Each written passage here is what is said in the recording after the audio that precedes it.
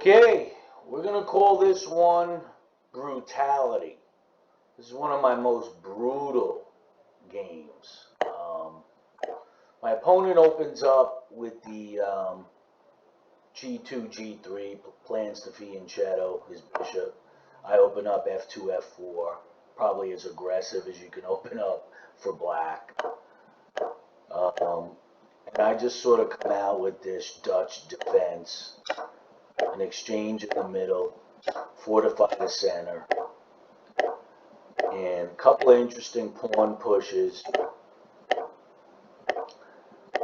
And my opponent is thinking here, hey, I'll just give up the knight, but my pawn will capture the pawn in front of your king, and then you know, my queen will come in and close things out. And I push forward, and from this point forward, it was really just a brutal aggressive moves. You know, my opponent tried to slip a pawn past. I caught en passant. Here I'm again pushing, manhandling black's queen. And now I'm coming in on the queen side with the knight. My opponent has to defend against the fork on C2. Then I back up the knight with a discovered check. My opponent has to run out of the way. Check. My opponent has to run out of the way. Another check. My opponent has to come forward. Take the pawn in front of the my opponent's king. My opponent has to move his queen. Another check.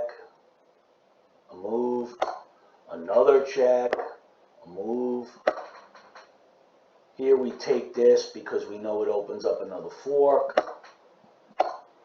Bam. Exchange queens. Take the rook.